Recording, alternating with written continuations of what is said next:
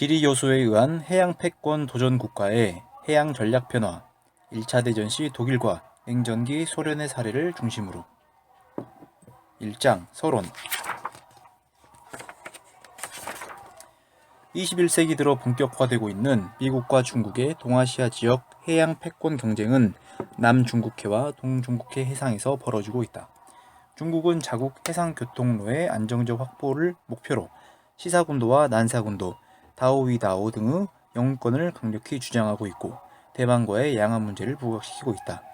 미국은 이에 대항하여 남중국해에서 항해의 자유작전을 시행하고 한국, 일본, 인도, 호주와의 연대를 강화하여 중국을 향한 포위망을 점차 세밀하게 좁히고 있다. 최근 발생 중인 이러한 일련의 사건들은 해양 패권국 미국의 지위에 도전장을 내미는 해양 패권 도전국가 중국의 야심찬 해양 굴기의 일부라고 볼 수 있다. 최근 들어 해양 전략을 국제 정치학의 관점에서 분석하려는 시도는 지속적으로 이루어져 왔으나 주로 해양 패권국의 사례를 중점적으로 분석한 연구가 주류를 이루고 있어 해양 패권에 도전하는 국가의 해양 전략에 대한 관심은 낮은 편이었다. 그로 인해 이에 대한 체계적인 연구가 거의 이루어지지 않았으므로 해양 패권 도전 국가의 해양 전략 변화를 연구하는 과정은 유의미할 것으로 보인다. 역사상 해양 패권 도전 국가는 많았지만 그 중에서도 제1차 세계대전 시 독일과 냉전기 소련의 해양 전략 변화는 유사점과 차이점이 공존하고 있어 매우 흥미롭다. 독일과 소련의 사례를 보면 각각 유틀란드 해전과 쿠바 미사일 위기라는 특정 사건을 계기로 도전 국가의 해양 전략이 극적으로 변화했음을 알 수 있다.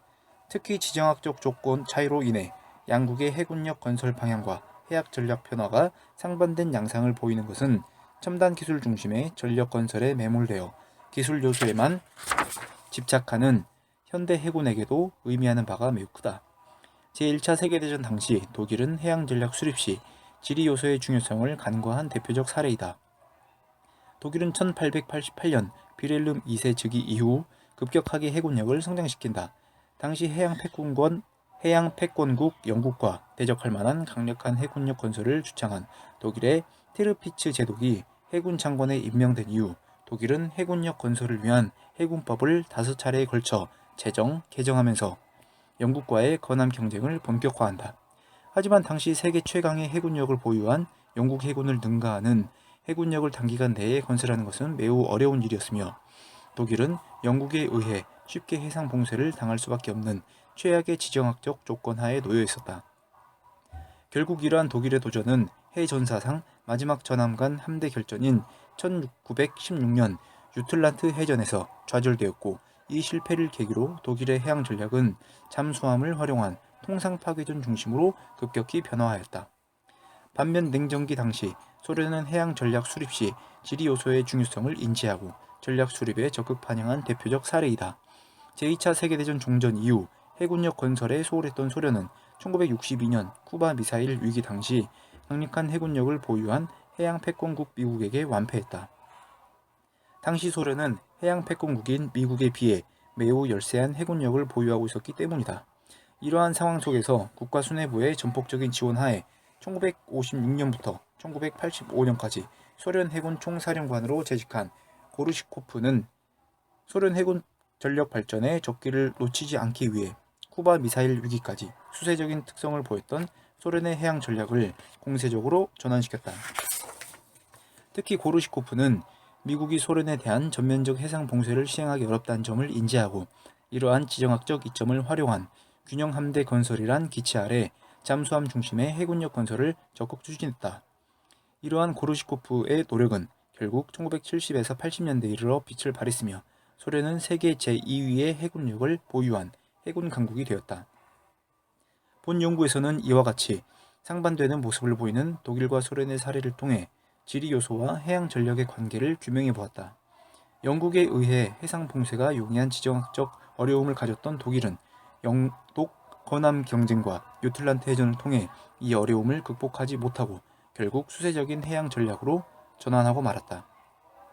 반면 광활한 영토와 해안선을 가진 소련은 미국에 의한 해상 봉쇄가 매우 어렵다는 지정학적 이점을 10분 활용하여 보다 공세적인 해양 전략을 전개할 수 있었다.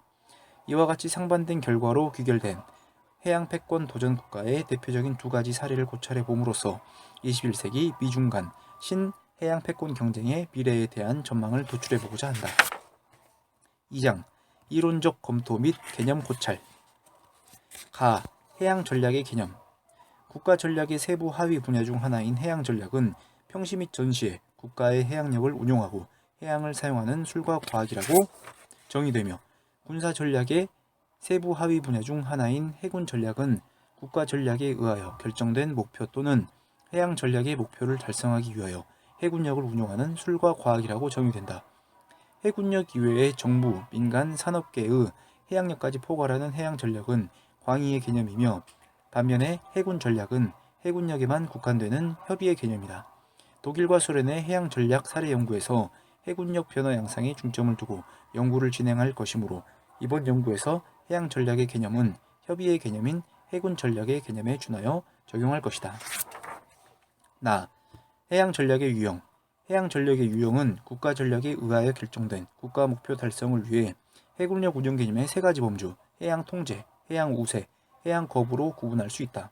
첫째, 해양 통제란 아군이 필요로 하는 특정한 시기에 특정한 해역에서 적의 방해를 받지 않고 자유롭게 해양을 사용할 수 있도록 보장하고, 적의 해양 사용을 거부하기 위하여 적의 해군력을 효과적으로 제압 또는 통제하는 상태로 정의된다. 해양 통제의 개념은 마한의 제해권 개념에서 출발하여 콜벳의 해양 통제 개념으로 변모했으며, 이는 1970년대에 미군 해군 제독인 에클레스와 터너에 의해 해양 통제라는 용어로 구체화, 체계화되어 점차 절대적 해양 통제의 개념에서 상대적 해양 통제 개념으로 변화하였다. 이와 같은 해양 통제 개념의 점진적인 변화에도 불구하고 해양 전략의 유형 중 해양 통제는 가장 공세적인 개념으로 간주할 수 있다. 해양 통제의 목적은 광대한 목표 공간에서의 아측의 자유로운 해양 사용을 보장하며, 주요 수단과 해군력 전력 구조는 전함, 항공모함, 순양함 등 대형 전투함 위주로 이루어지고, 해군력 운용 방법은 주로 함대 봉쇄, 대규모의 함대 결전 등으로 볼 수 있다.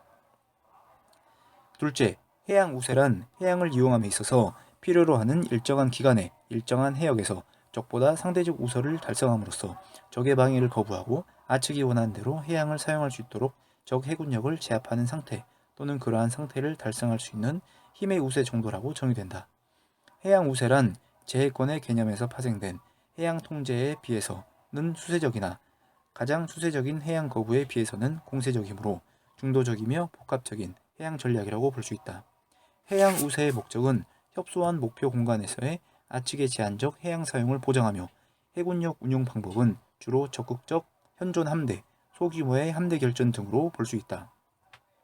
또한 주요 수단과 해군력 전력 구조의 측면에서 해양 우세는 대형 전투함과 잠수함의 비율을 기준으로 대형 전투함과 같은 대칭 전력의 비율이 높은 대칭적 형태의 해양 우세와 잠수함과 같은 비대칭 전력의 비율이 높은 비대칭적 형태의 해양 유세로 구분할 수 있다. 셋째, 해양 거부란 아군의 통제 하에 아군의 해양 통제 노력을 최소한으로 시도하면서 적의 해양 사용 거부에 중점을 두는 것이라고 정의된다. 해양 거부 개념 유래는 19세기 후반 프랑스 소장학파로 거슬러 올라가며 주로 소규모의 약소국 해군들이 추구하는 전략이었다. 그러므로 해양 거부는 가장 수세적인 해양 전략으로 간주할 수 있다. 해양 거부의 목적은 해양 목표 해역에서의 적국의 해양 사용을 거부하고, 주요 수단과 해군력 전력 구조는 잠수함, 소형함 등 비대칭 전력이 중심이며, 운용 방법은 주로 통상 파괴전, 연안 방어 등으로 볼 수 있다. 결정 요인, 지리 요소와 해양 전략의 관계. 공격 방어 이론의 가장 중요한 변수 중 하나인 지리 요소는 해양 패권 도전 국가의 해양 전략 변화에 결정적인 영향을 미치는 변수이다. 공격 방어 이론이란 공격과 방어의 균형의 변화, 즉 공격과 방어의 유리함의 가변성에 의해서 전쟁 발발 가능성을 분석하는 이론이다. 공격과 방어의 유리함에 따라 지속적으로 변화하는 공격, 방어 균형에 영향을 주는 변수는 매우 다양하며 학자마다 강조하는 요소가 조금씩 상이하다. 저비스는 기술과 지리에 중점을 두었고, 에버라는 군사기술, 군사교리, 지리, 외교 형태를 주요 요인으로 보았다. 또한 글래서와 카우프만은 기술, 지리, 군사력 규모, 지원 투자 등을 핵심 변수로 제시했다. 학자마다 초점을 맞추는 요소가 조금씩 다르지만 공통적으로 포함되어 주요 요소는 바로 지리와 기술이다. 나폴레옹 전쟁이나 미국 남북전쟁이 있던 19세기 중반까지는 전쟁과 전략에 있어서 기술이란 요소는 크게 주목받지 못했다.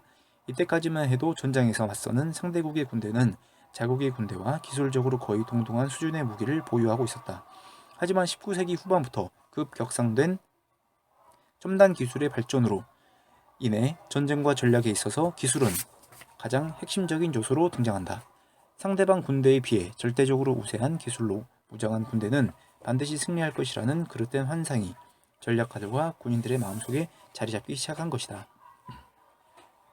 함정 건조 및 탑재 방식의 고도화된 기술이 곧 전투력 향상으로 이어지는 19세기 후반 이후의 해군에게는 기술 중심의 경향이 특히 더 강해졌다.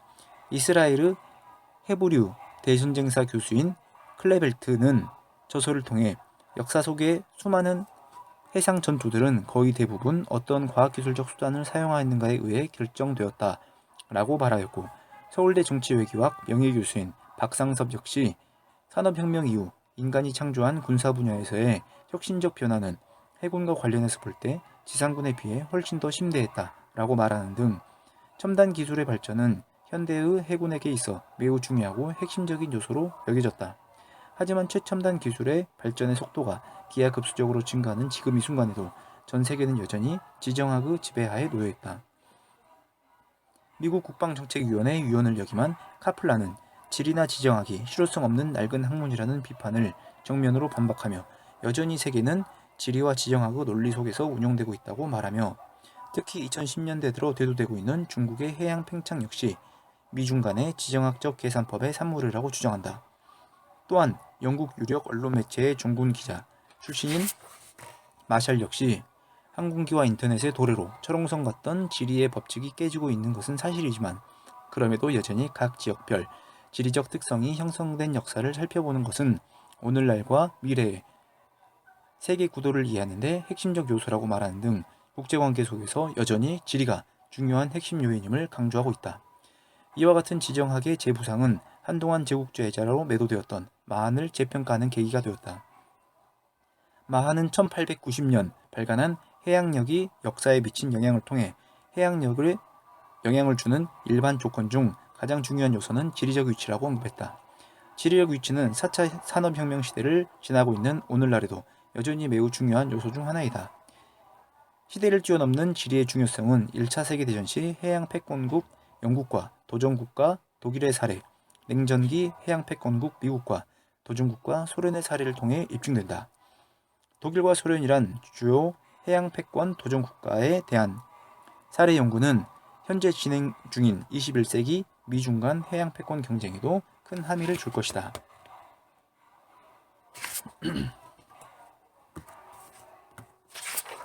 3장 제1차 세계대전 시 독일의 해양 전략 변화. 독일과 영국 간 해군력 군비 경쟁. 1888년 비렐름 2세가 29살의 젊은 나이로 독일 제국 황제로 즉위하면서 독일의 해양 전략은 일대 전환을 맞는다. 당시 비렐름 2세는 미국의 해양 전략가 마한의 해양 전략 사상에 심취해 있었다. 비렐름 2세는 마한의 저서인 해양력이 역사에 미친 영향을 거의 모두 암기할 정도로 탐독했으며 독일 해군 이하 모든 함정에 비치하라고 지시했다. 이처럼 마한의 해양 전략 사상에 배려된 비렐름 2세의 해양 전략은 자연스레 마한이 주장한 전함 위주의 함대 결전 중심으로 경도될 수밖에 없었다. 하지만 표 2를 통해 알 수 있듯이 비렐름 2세의 재위 초기 독일 해군의 성장은 크게 돋보이지 않았다. 오히려 1896년에는 독일 제군 의회가 해군 예산 대폭 삭감을 시도하기도 했었다. 이러한 독일 내 분위기가 자신의 팽창주의적 대외 정책에 걸림돌이 될 것이라 여긴 비렐름 2세는 공세적 대외 정책 구현을 위해서 티르피츠를 해군 장관으로 임명했다. 티르피츠는 1897년 6월 매우 공세적이고 혁신적인 독일 해군력 발전 방안을 마련한다. 티르피츠는 독일 해군의 주요 위협을 프랑스나 러시아 해군이 아닌 당시 전세계 최강의 해군력을 보유한 영국 해군으로 가정하며 영국에 대한 해양 패권 도전을 시작한다.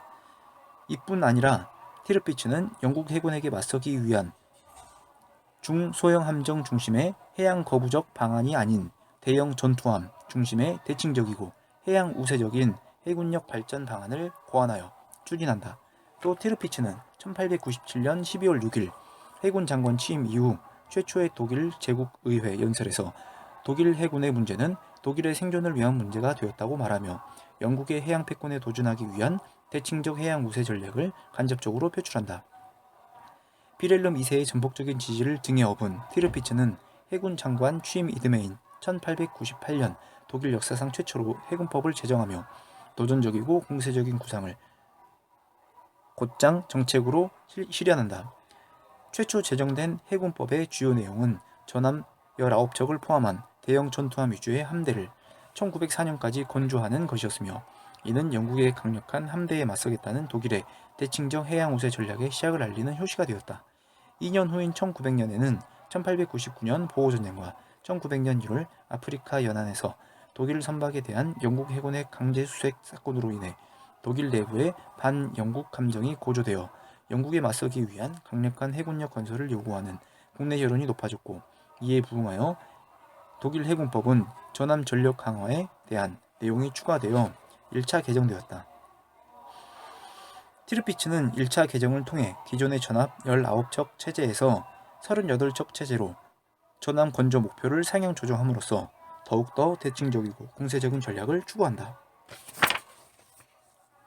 독일은 해군법 1차 개정 이후에도 3차례의 추가 개정을 통해 공세적 해양 전략 기조를 지속적으로 유지한다. 독일 해군은 1906년 2차 해군법 개정을 통해 영국의 드레드노트급 전함 건조에 대응하기 위해 건조가 이미 계획된 전함 38척 중 18척을 영국의 드레드노트급에 준하는 대형 전함으로 대체하는 것을 결정한다. 이는 영국 해군을 자극하는 결정적 계기가 되어 영국과 독일 간 무제한적 건함 경쟁이 본격적으로 가속화되기 시작한다. 1908년 3차 개정된 독일 해군법은 영독 건함 경쟁이 가속화되던 당시 상황을 반영하여 연간 전함 건조율을 2척에서 4척으로 증가시키고 함정 대체 기간을 5년 단축해 함대 전력을 급속히 증강하겠다는 내용을 담고 있다. 이를 통해 영국 해군과의 본격적인 대칭적 건함 경쟁에서 결코 물러서지 않겠다는 독일 해군의 강력한 의지를 엿볼 수 있었다. 1912년 4차 해군법 개정의 주요 내용은 함대 편성 시 전함 3척을 비롯한 중형 전투함 등을 보충하고 상시 출동 임무 수행이 가능한 제3전투전단 편성 등이다. 독일은 마지막 4차 해군법 개정에서 역시 전함을 중심으로 하는 독일 대양 함대의 적극적인 작전 수행 의지를 드러내고 있으며 이는 영국에 대항하여 대칭적 해양 우세 전략을 지속 유지하겠다는 강력한 의지를 표명한 것으로 볼 수 있다. 독일과 영국 간 지정학적 조건, 해상 봉쇄의 가능성. 대칭적 해양 우세적 성격을 가진 독일의 해군법 1차 개정은 당시 해양 패권국 영국을 크게 자극한다. 이에 영국은 독일의 해양 패권 도전을 저지하고자 독일에 대한 전면적 해상 봉쇄를 계획한다. 독일의 해군법 1차 개정이 차질 없이 진행된다면 독일 해군은 1917년까지 전함 38척을 포함하여 약 100여 척의 중대형 전투함을 확보하게 되어 영독 간 해군력 비율은 3대2까지 이를 지경이었다. 이에 영국은 독일의 위협적인 도전에 대응하고자 해군 참모총장 피셔 제독의 진두지휘 아래 대응 조치를 마련한다. 피셔는 독일의 위협에 맞서기 위해 전 세계에 분산 배치되어 있는 영국 해군을 도보해역, 대서양 지중해로 집중시킨다. 이는 독일에 대한 해상 봉쇄를 시행함과 동시에 독일의 급격한 해군력 증강에 대응하기 위한 조치였다. 그림 3에서도 볼 수 있듯이 영국은 약 40km밖에 되지 않는 매우 협소한 도보 해역과 영국 본토와 스칸디나비아 반도 사이에 오크니 제도, 셰틀랜드 제도 사이에 해군력을 집중 배치하고 규례를 부설하여 독일의 대서양 진출을 원천 봉쇄한다. 위와 같은 영국의 전면적인 대독일 해상 봉쇄는 유틀란트 해전 시까지 유지됐던 독일의 대칭적 해양 우세 전략을 해양 거부 전략으로 전환시키는 결정적 요인이 되었다. 비렐름 2세와 티르피츠가 심혈을 기울여 건설한 대형 전투함 위주의 독일 대양 함대는 영국의 강력한 해상 봉쇄를 돌파하지 못한다. 대규모 함대 건설을 위해 투입된 엄청난 비용 대비 미미한 성과만을 보여준 것이다. 이러한 난국 속에서 독일 해군은 대양 함대를 이용해 국가 지도부와 국민들에게 가시적 성과를 보여주어야만 했고, 이는 결국 1916년 5월 유틀란트 해전으로 이어진다. 하지만 독일은 유틀란트 해전 이후에 또 영국의 견고한 해상 봉쇄를 깨뜨릴 수 없었다. 유틀란트 해전을 계기로 독일은 지정학적 이점과 막강한 해군력을 모두 지닌 영국을 상대로 대칭적 해양 우세 전략을 고집하는 것이 실효성이 없다고 판단한다. 결국 독일은 영국의 강력한 해상 봉쇄를 뚫고 대양으로 자유로이 진출이 가능한 비대칭 전력인 잠수함을 활용하는 통상 파괴전 중심의 해양 거부 전략으로 전환한다. 개전 직후 독일이 프랑스를 점령하여 독일 잠수함의 대서양 진출이 매우 용이했던 제2차 세계대전과는 달리 제1차 세계대전 당시에는 대서양이 독일에게 열려버린 영국의 재앙이 발생하지 않았다. 제1차 세계대전 시 독일은 대서양으로 이어지는 북해의 관문을 결코 쉽게 통과할 수 없었다.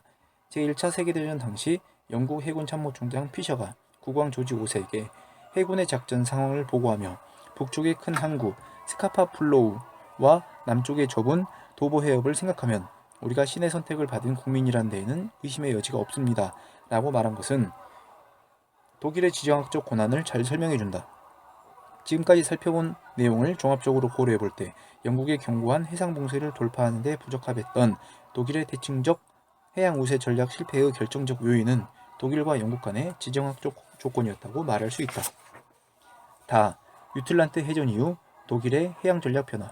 1914년 제1차 세계대전이 발발한 이후 1916년 5월 유틀란트 해전까지 독일과 영국 간 소규모 교전은 총 4차례가 있었으나 독일은 별다른 성과를 거두지 못했다. 양국 해군 간 교정 중 2회는 각각 남태평양과 남대서양에서, 나머지 2회는 북해에서 벌어졌다. 하지만 4차례의 해전 모두 양측의 주력인 전함이 참가하지 않은 채 순양함, 구축함, 어뢰정 등 중소형 함정만을 활용하여 국지적인 교전 수준에 그쳤다. 또한 4차례의 해전 중 독일은 남태평양에서 발생한 코로넬 해전에서만 승리를 거두고 나머지 3차례 해전에서 모두 패배하고 만다. 이처럼 별다른 전과를 거두지 못한 대형 전투함 위주의 독일 대양 함대는 독일계 캐나다 역사학자인 허위그가 표현한 바와 같이 고비용 저효율의 사치스러운 장식품과 같은 존재로 전락하고 만다. 독일 대양 함대 사령관 라인하르트 셰어는 이러한 난국을 타개하고 독일 해군의 존재 가치를 입증하고자 보다 적극적이고 공세적인 작전 수행을 계획한다. 셰어의 사령관 취임 이후 독일 해군은 1916년 2월부터 5월까지 총 6차례 출동 임무를 수행했으며 영국 동부 해안의 도시 로우스토프트를 공격하는 등 공세적 임무를 적극적으로 전개한다. 이러한 독일 해양함대의 공세적 행동은 1916년 5월 31일 유틀란트 해전으로 이어진다. 유틀란트 해전은 역사상 최초이자 최후의 거함 고포주의적 전함 간 함대 결전으로 널리 알려져 있다. 하지만 유틀란트 해전은 소문난 잔치에 먹을 것 없다는 속담처럼 그 명성에 비해 해전의 결과가 너무나 초래하다. 명확한 승패가 결판나는 화끈한 열전으로 끝난 게 아니라 영국과 독일 모두 그 누구의 확실한 승리라고 말하기에는 애매한 전과를 남긴 채 종료되었기 때문이다. 유틀란트 해전은 3단계로 구분된다. 먼저 양측의 전투 순양함 간의 전투로 해전이 발발한 후 양국의 주력 함인 전함 간 해전이 시작되었다. 두 번째 단계에서는 양측의 주력 전함 간의 함대 결전이 지속되었으며 마지막 세 번째 단계에서는 전력의 열세를 인지한 독일 함대의 도주와 영국 함대의 추격으로 마무리된다. 유틀란트 해전 중 양측의 손실 현황으로 영국은 병력 6천여 명, 드레드노트급 전함 3척을 포함한 함정 14척을 잃었으며 독일은 병력 2,500여 명, 독일은 병력 2,500여 명, 구형 전함 1척을 포함한 함정 11척을 잃었다. 손실 현황 기준으로는 독일의 전술적 승리로 보이지만 유틀란트 해전 이후에도 독일에 대한 영국의 해상 봉쇄가 여전히 견고하게 유지되었다는 점을 고려했을 때 유틀란트 해전은 영국의 전략적 승리이자 독일의 전략적 패배였다. 제1차 세계대전 당시 미국 유역의 한 신문에서는 독일 함대는 교도관을 공격했지만 아직도 독일 함대는 여전히 감옥 안에 있다고 표현했다. 이는 독일의 대칭적 해양 우세 전략이 영국의 해양 봉쇄를 깨뜨리지 못하고 실패했다는 것을 의미하며 유틀란트 해전 이후 독일의 해양 전력은 전함 중심의 대칭적 해양 우세에서 잠수함 중심의 비대칭적인 해양 거부로 급격히 변화한다. 유틸란트 해전 이후 독일에게 남은 마지막 한 수는 바로 잠수함이었다. 표 3에서도 볼 수 있듯이 제1차 세계대전 개전 효과지만 하더라도 독일은 대형 전투함 위주의 전력 건설 계획에 치중하여 잠수함 건조를 경시했다. 하지만 독일은 개전 이후 잠수함을 이용한 통상 파괴전을 적극적으로 수행하면서 잠수함이 상대적으로 약소한 해군이 강력한 해군에게 맞설 수 있는 효과적인 비대칭 전력임을 깨달았고 1915년 2월부터 영국 제도 주변 해역을 통항하는 모든 선박들에 대해서 무제한 잠수함전을 시작한다. 하지만 1915년 5월 영국 여객선 루시타니아호가 독일 잠수함의 공격에 의해 침몰되며 무제한 잠수함권은 잠시 중단된다. 이 여객선에는 많은 미국인이 탑승했었고 그중 128명이 사망했기 때문이다. 당시 독일 지도부는 중립주의를 고수하고 있던 미국을 불필요하게 자극해 참전을 유도할 필요가 없다고 판단하였으므로 1차 무제한 잠수함전은 큰 성과 없이 조기 종료되고 만다. 그러나 1916년 5월 유틸란트 해전 이후 상황은 급변했다. 저남 중심의 독일 대양 함대는 영국의 해상 봉쇄를 깨뜨릴 수 없는 고비용 저효율의 사치품이란 것이 증명되었고 독일에게 남은 선택지는 오로지 잠수함뿐이었다. 표 5에서도 볼 수 있듯이 1916년을 기점으로 독일은 잠수함 전력 건설 및 운용에 모든 역량을 집중한다. 독일 지도부는 무제한 잠수함전 재개를 논의했고 결국 1917년 2월부터 영국을 출입항하는 모든 상선에 대한 무제한 통상 파괴전을 재개하기로 결정한다. 표 6을 보면 유틸란트 해전 이후 독일의 잠수함 이용, 통상 파괴전 집중도가 높아지는 것과 이에 비례하여 연합국 상선의 격침 톤수가 급격히 증가하는 것을 알 수 있다. 1차 세계대전 당시 해양 패권 도전국가였던 독일은 유틸란트 해전에서의 전략적 패배를 계기로 대형 전투함 중심의 대칭적 해양 우세 전략이 지정학적 조건 고려 부적합하다는 것을 인정하고 가장 추세적이며 비대칭적인 성격의 잠수함 중심의 해양 거부 전략으로 전환한 것이다. 사장, 냉전기 소련 해군의 해양 전력 변화. 가, 소련과 미국 간 해군력 군비 경쟁. 냉전기 당시 미국과 더불어 세계 유일의 초강대국이었던 소련은 대륙국가의 표본이라 할 수 있다. 광활한 유라시아 대륙의 약 5분의 1을 차지하고 있던 소련은 광활한 영토와 풍부한 자원을 보유하고 있었기 때문에 과거부터 대륙 중심의 대외 정책 기조를 유지했으며 군사전력 역시 지상군 위주일 수밖에 없었다. 하지만 냉전기 소련은 제정 러시아에서부터 이어지는 자국 역사상 가장 강력한 해군력을 보유했었다. 비록 현대의 러시아 해군은 1991년 12월 소련의 붕괴 이후 소련 해군을 승계한 이후 이어진 경제난으로 인해 1970에서 80년대 최전성기 전력에 비해 2에서 30% 수준으로 대폭 축소되었지만 1970에서 80년대 당시 소련 해군은 세계 최강의 해군을 보유한 미국의 해양 패권을 위협할 정도로 위력적이었다. 그러나 소련이 냉전 초창기부터 미국의 해양 패권을 위협할 만큼의 강력한 해군력을 보유한 것은 아니었다. 제2차 세계대전 직후 소련 해군의 전력은 미국과 영국, 프랑스를 비롯한 서구 강대국의 해군에 비해서 매우 미약한 수준이었다. 이는 1947년 미국과 소련 양국 간 냉전 체제가 확고해지면서 소련의 치명적인 약점으로 부각된다. 왜냐하면 연안 방어 중심의 소련의 해군력으로는 미국, 영국, 프랑스 중심의 서구 강대국 해군의 포위망을 뚫고 대서양으로 진출하는 것이 매우 어려웠기 때문이다.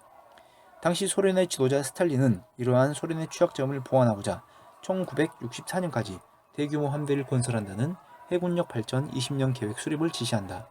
하지만 스탈린이 1953년 3월 급사하면서 계획 추진에 제동이 걸린다. 스탈린 사후 집권한 후르시초프는 해군력 건설에 대해서 스탈린과 다른 견해를 갖고 있었다.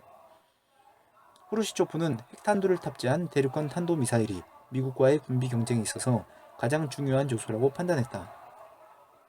이러한 후르시초프의 성향을 간파한 소련 육군은 후르시초프 집권 직후 대륙간 탄도미사일 개발에 국방 예산을 집중할 것을 주장하며 대규모 함대 건설을 위해 투입 예정인 소련 해군의 예산을 대폭 삭감할 것을 요구했다.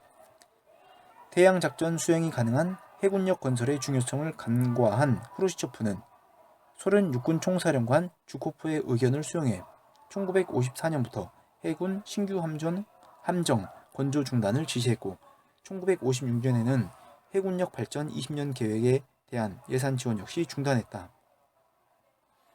소련 해군의 아버지라고 불리는 당시 소련 해군 총사령관 쿠즈네초프 제독은 이러한 후르시초프 해군력 경시 정책을 강력히 비판했다가 결국 원수에서 중장으로 강등되었으며 해군 총사령관 직위에서 보직해임 되고 말았다. 하지만 후르시초프의 해군력 경시 정책 기조는 1962년 쿠바 미사일 위기를 기점으로 큰 전환점을 맞는다. 후르시초프는 1962년 5월 쿠바에 소련의 핵탄도 미사일 배치할 것을 쿠바 정부에 제안했고 카스트로는 이를 수락한다. 결국 핵탄두가 장착된 42개의 탄도미사일이 소련에서 쿠바로 비밀리에 운송되었고 미국 본토의 바로 앞마당에 소련 미사일 기지가 건설되기 시작한다. 미국은 이러한 징후를 1962년 10월 14일 유투기를 이용한 항공 정찰을 통해 인지하였고 케네디 대통령은 즉각적으로 다수의 해군 함정을 활용해 쿠바를 해상 봉쇄하고 소련에게 이미 쿠바에 반입된 탄도미사일을 즉각 철수할 것을 종용했다. 소련은 미사일 배치에 대해 최초에는 극구 부인하였으나 1962년 10월 25일 미국이 유엔에서 소련이 쿠바에 건설 중인 미사일 기지 사진을 공개한 이후 태도를 급전환한다. 후르시초프는 10월 26일에 케네디에게 보낸 서한을 통해 미국이 쿠바를 침공하지 않을 것과 소련을 겨냥해 터키에 배치된 미국의 탄도미사일 철수를 약속한다면 소련도 쿠바에서 미사일을 철수할 것이라고 말한다. 이에 대해서 케네디는 10월 27일에 후르시초프에게 보낸 서한을 통해 미국은 소련이 쿠바에서 먼저 미사일을 철수해야만 쿠바를 침공하지 않을 것을 보장할 것이라고 맞대응한다. 이에 쿠바가 미국 해군의 압도적인 전력에 의해 봉쇄된 상태에서 대미 대응에 있어 별다른 선택 여지가 없었던 후르시초프는 어쩔 수 없이 10월 28일에 미국이 제시한 조건을 모두 수용하여 쿠바 미사일 위기를 일단락짓는다. 쿠바 미사일 위기를 통해서 후르시초프는 대륙간 탄도미사일 중심 군사 전략의 취약점과 탄도미사일 발사 플랫폼으로서 해군력의 중요성을 인식하게 된다. 또한 후르시초프는 쿠바 미사일 위기 당시 소련 해군의 미국의 쿠바 해상 봉쇄에 전혀 대응할 수 없었던 것을 보며 연안방어 중심의 해군력만으로는 세계 최강의 미국 해군에 대적할 수 없다는 것 역시 깨닫는다. 이에 후르시초프는 궁중혁명으로 실각하기 직전인 1964년 10월에 소련 해군력 증강을 위한 해군 핵심 개혁 추진을 승인한다. 소련 국가지도부의 해군력 중시 기조는 후르시초프 실각 이후 집권한 브레즈네프 집권기에도 계속된다. 브레즈네프는 전 세계 어느 곳에서도 미국 해군과 대적 가능한 기동 함대의 가치와 핵무기 운반 수단으로서 원자력 추진 잠수함의 가치를 높이 평가했다.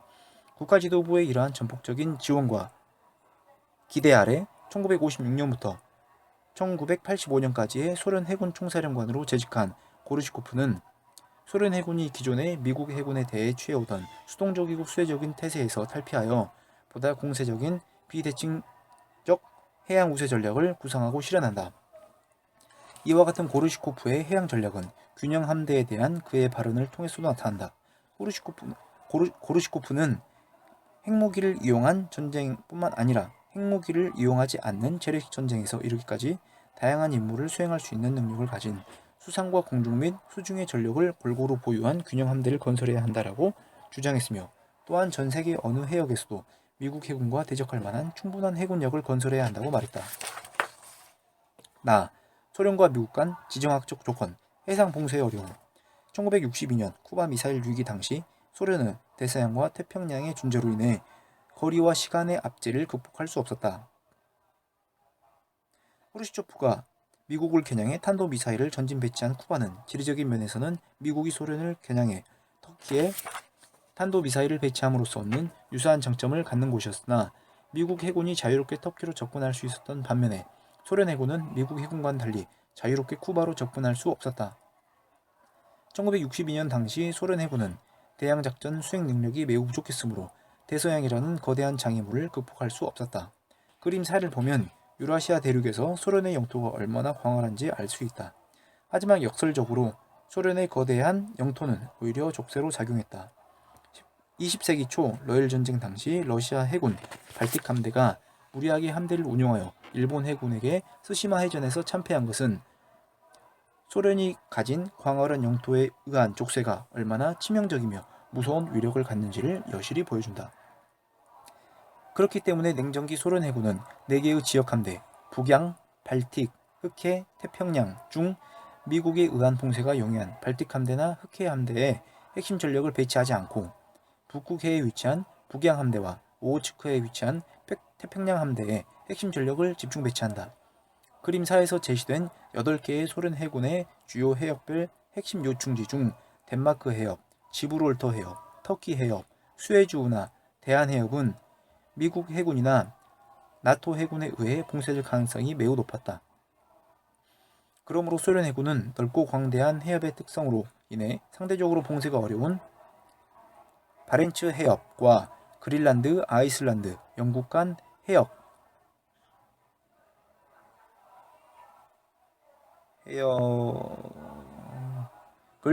북양 함대의 주 활동 구역으로 삼았다. 반면 태평양에 위치한 라페루즈 해협은 해협 폭이 약 40km에 불과해 일본에 전개된 미국 해군에 의해 봉쇄될 위험성이 높은 편이었다.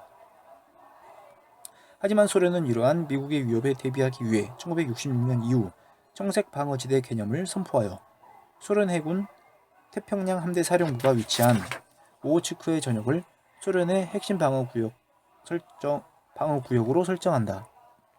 이를 통해 소련은 태평양에서 미군에 대한 지정학적인 불리함을 상쇄할 수 있었다. 그림 5를 보면 소련 해군 북양 함대에 배치된 잠수함 전력에 대응하고자 미국과 나토 해군이 얼마나 다차원적인 대잠수함 방책을 구상하고 실현했는지를 알 수 있다.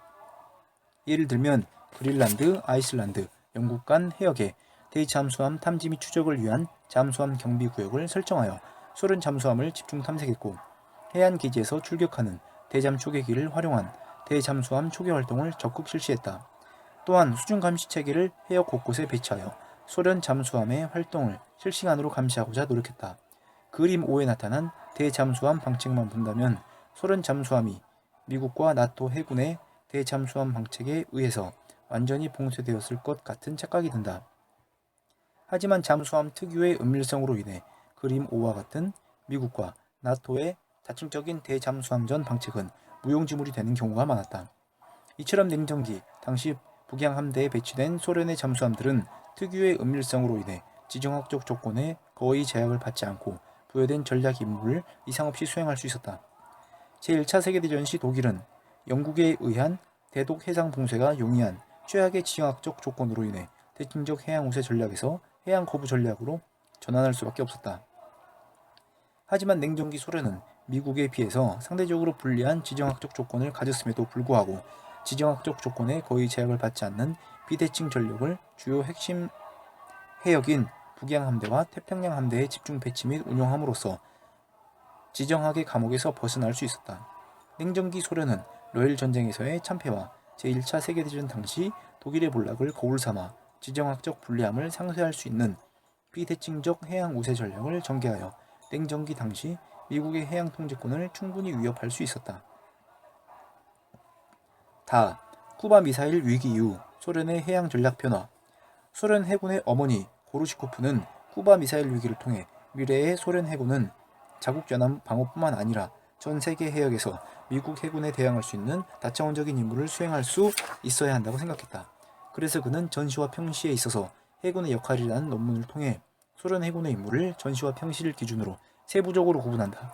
영국 학자 램프트와 틸은 고르시코프의 저서, 논문과 소련 해군의 작전 수행 형태를 분석하여 소련 해군의 임무를 표 9에 명시된 바와 같이 총 9가지로 구분했다.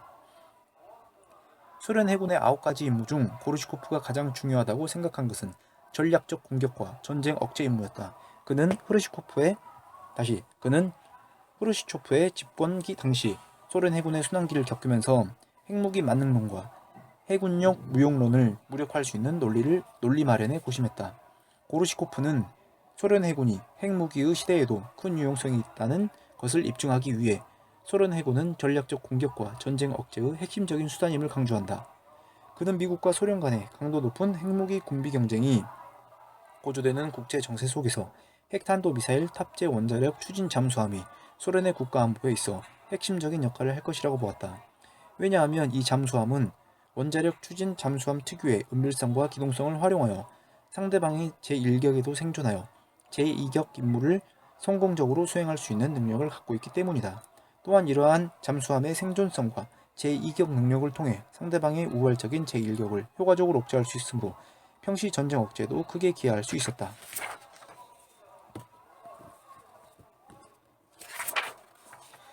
고르시코프는 수상, 수중, 공중에서의 균형 함대 건설을 주장하면서도 제1차 세계대전 당시 영국의 해군력 구조와 대칭적인 형태로 전력 건설을 추구했다가 몰락한 독일의 전철을 밟지 않기 위하여 미국의 상대적 약점인 핵 잠수함 전력의 열세를 공략한다. 약 30년간 소련 해군 총사령관으로 재직한 고르시코프는 핵 잠수함 중심의 전력 건설로 소련 내 해군력 무용론자들의 논리를 무력화하고 해군의 입지를 공고히 하였다. 이를 통해 고르시코프는 수중 전략뿐만 아니라 수상, 공중 전력까지 포함하는 균형적인 해군력을 건설했고 결국 냉전기 당시 세계 최강의 미국 해군조차 함부로 상대할 수 없었던 막대한 세계 제2위의 소련 해군을 만들어낸 것이다. 5장 결론. 제1차 세계대전 당시 독일과 영국, 냉전기 소련과 미국의 해양 패권 경쟁에 대한 사례 연구를 통해 양국 간의 지정학적 조건이 해양 패권 도전국가 해양 전략의 성패에 결정적 요인이 되었다는 것을 알 수 있었다. 또한 독일과 소련 모두 특정 사건에서의 해양 패권 도전 실패를 계기로 해양 전략을 변화시켰고 이러한 전략 변화의 양상을 기술 요소를 개량화한 지표의 변화를 통해 확인할 수 있었다. 첫 번째 사례인 제1차 세계대전 시 독일은 지정학적 조건의 불리함을 간과하고 대칭적 해양 우세 전략을 추구하여 실패한 대표적 사례이다.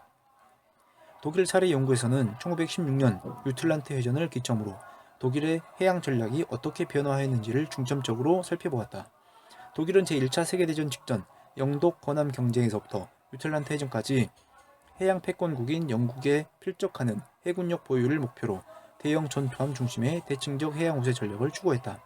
하지만 독일은 지정학적 조건의 불리함을 극복하지 못하고 유틀란트 해전에서 전략적으로 패배한 이후 잠수함 중심의 통상 파괴전을 추구하는 해양 거부 전략으로 전환하고 만다. 이는 해양 패권 도전 국가 독일이 전력 건설이라는 기술 요소에만 경도되어 지리 요소의 중요성을 간과한 채 지정학적 이점과 우세한 해군력을 가진 해양 패권국 영국에 대하여 대칭적 해양 우세 전략만을 고집하다가 실패한 사례라고 할 수 있다. 두 번째 사례인 냉전기 소련은 지정학적 조건의 불리함을 상쇄할 수 있는 비대칭적 해양 우세 전략을 선택하여 미국의 해양 패권을 위협하는 데 성공한 대표적 사례이다. 소련 사례 연구에서는 1962년 쿠바 미사일 위기를 기점으로 소련의 해양 전략이 어떻게 변화했는지를 중점적으로 살펴보았다. 핵무기 만능론에 경도된 후르시초프는 1953년 집권 이후부터 1962년까지 해군력의 중요성을 간과했었다. 하지만 그는 1962년 쿠바 미사일 위기를 겪으면서 대양작전 수행이 가능한 해군력의 필요성을 절감한다. 이러한 상황 속에서 소련 해군은 고르시코프의 진두지휘 아래 수중, 수상, 공중 전력을 모두 갖춘 균형 함대 건설을 목표로 전력 증강에 매진한다. 하지만 고르시코프는 소련이 당면한 안보 환경과 지정학적 조건, 미국과의 해군력 격차 등을 고려하여 소련의 해군력 열세와 지정학적 불리함을 극복하는 최적의 수단인 잠수함 전력 건설을 최우선적으로 하는 비대칭적 해양 우세 전략을 선택한다. 잠수함 중심의 비대칭적 해양 우세 전략을 택한 소련은 잠수함 특유의 은밀성을 활용해 미국이 가진 지정학적 이점과 해군력 우세를 일정 부분 상쇄할 수 있었고 전 세계 바다에서 미국의 해양 패권을 위협했다. 이는 해양 패권 도전 국가 소련이 지리 요소의 중요성을 인지하고 미국에 대한 지정학적 불리함과 해군력 열세를 극복할 수 있는 잠수함 중심의 비대칭적 해양 우세 전략을 전개함으로써 냉전기 동안 미국의 해양 패권을 위협하는 데 성공한 사례라고 할 수 있다. 지금까지 살펴본 제1차 세계대전 당시 독일과 냉전기 소련의 사례는 일견 유사한 점이 있다. 독일과 소련 모두 결국에는 비대칭 전력인 잠수함 중심의 전력 구조를 갖추었다는 점이다. 하지만 결과적으로 독일과 소련은 서로 확연히 다른 성과를 거두었다. 왜냐하면 양국 사례 간의 유사점보다는 차이점이 더 컸기 때문이다. 냉전기 소련이 제1차 세계대전 당시 독일과 가장 상이했던 점은 다음 두 가지로 볼 수 있다. 첫째는 지정학적 조건에 있어서 독일은 영국에 의한 대독 해상 봉쇄가 매우 용이한 조건이었으나 소련은 미국에 비해 상대적으로 불리한 지정학적 조건에도 불구하고 미국에 의한 대소 해상 봉쇄가 매우 어려웠다는 점이다. 둘째는 독일은 자국의 지정학적 조건의 유불리를 심도 깊게 고려하지 않고 유틀란트 해전 시까지 영국과 대칭적 형태로만 해군력 건설을 추진하였지만 소련은 자군의 지정학적 조건을 충분히 고려하여 해양 패권국 미국과의 상대적인 취약점을 파고드는 비대칭 전력 중심의 해군력 건설을 적극 추진했다는 것이다. 그렇다면 제1차 세계대전 시 독일과 냉전기 소련의 사례를 통해 살펴본 해양 패권 도전국가의 해양 전력 변화 양상은 21세기 미국의 해양 패권에 도전하고 있는 중국에게 있어 어떠한 함의를 지니고 있을까? 본 연구의 중점인 지리 요소를 통해 분석한 미중 간 해양 패권 경쟁의 형국은 중국에게 매우 불리할 것으로 판단된다. 2019년 6월 미국 국방부가 인도 태평양 전략 보고서를 통해 공언한 바와 같이 미국은 아시아 태평양을 넘어 인도양 지역까지 중국을 향한 촘촘한 포위망을 세밀하게 전개 중이기 때문이다. 하지만 중국은 미국의 대중 봉쇄를 상쇄하기 위해 비대칭적 전력 증강에만 힘쓰고 있어 향후 미중 간 해양 패권 경쟁이 어떻게 귀결될지는 여전히 오리무중이다. 중국은 1990년대 중반 이후 미국의 강력한 항공모함 전력을 무력화하기 위해 대함탄도미사일 능력을 고도화하고 있으며 미국에 비해 열세인 원자력 추진 잠수함 전력 증강에 힘쓰고 있다. 미국의 지정학적 압박 속에서 이러한 압박을 돌파하려는 중국의 노력이 충돌하여 어떤 결과가 도출될 것인지 귀추가 주목된다.